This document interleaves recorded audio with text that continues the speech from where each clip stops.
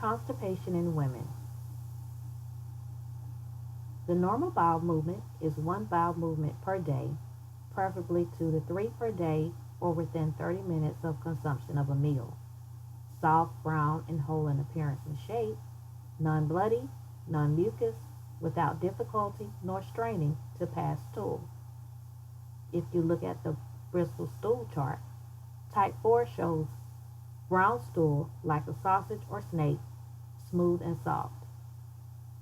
Constipation is conventionally defined as 3 or less bowel movements per week, 3 or more consecutive days without a bowel movement, straining or difficulty passing stool, small, hard, dry stool. Bristol stool chart type 1 shows brown, separate hard lumps like nuts, hard to pass. So, why do women have a hard time pooping? The most common cause is diet. While it may be widespread knowledge that consuming too much junk food can wreak havoc on the digestive system, there are other commonly consumed foods that can also leave one bloated and constipated, such as foods high in fat and sugar, such as red meat and cookies, dairy products, such as cheese and milk, alcohol found in beer and wine, caffeine found in chocolate and coffee, the lack of high fiber foods such as fruits, vegetables, and whole grains, and the lack of water and other fluids such as juices and teas. The second most common cause is lack of exercise. A live body is designed to stay in motion. The lack of exercise increases stress on the supporting muscles of organs such as the pelvic floor muscles, which are needed to aid in pushing stool and or waste from the body. This causes decreased blood flow to the digestive tract, which in turn destimulates the intestines to contract. Therefore, it results in increasing the amount of time food or stool stays in the body and leads to constipation. Hormones. Females undergo significant hormone imbalance throughout their life. Some hormones, such as insulin in the pancreas and excess cortisol in the adrenal glands from stress, can lead to constipation. Underactive thyroid gland hormones can slow metabolism and digestion, thus making bowel sluggish and lead longer transit time of stools and weaker muscles of contraction. Menses. The menstrual cycle is an exchange of estrogen and progesterone levels.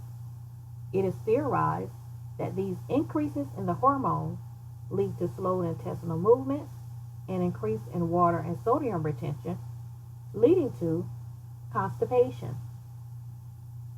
Pregnancy. Pregnancy is believed to cause constipation along the same lines as menses, but due to an increase in progesterone levels, an increase in sodium and water retention, and decreased intestinal motility.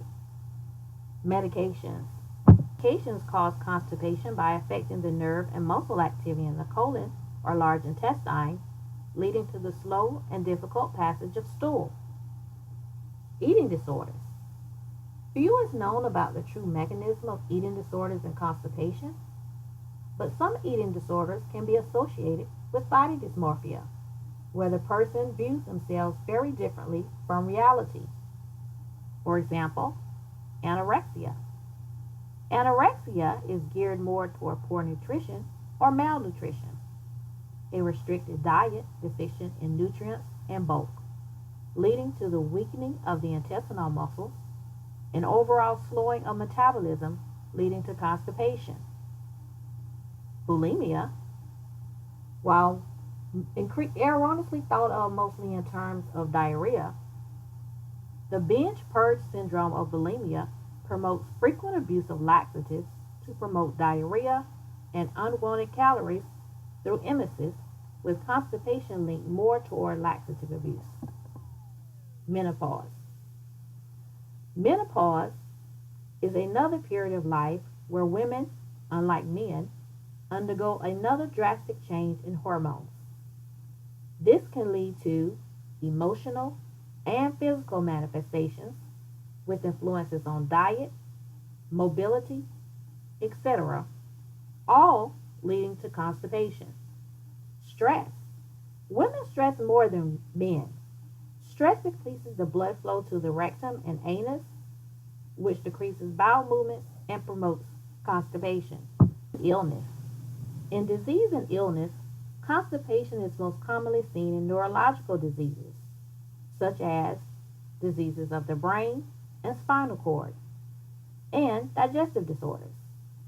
The innate ability of even minor illnesses to affect major influence on our organs can also lead to constipation. For example, diabetes mellitus. Diabetes mellitus, seen in young, youth, and old, damages nerves to the stomach and intestines, leading to decreased movement of food normally throughout the digestive tract, leading to constipation. Then, there's celiac disease. Celiac disease, also seen in all stages of life, occurs when the body's immune system overreacts to gluten in food. The reaction damages the tiny hair-like projections, known as villi, that line the small intestine. This leads to a decreased absorption of adequate nutrients, regardless of how much you eat, leading to a constellation of problems that can foster constipation. Here is a slide review of the 10 causes addressed in this video. Feel free to comment on other videos you would like to see, share the video, and check out the description box on how to support the channel and follow us on other platforms.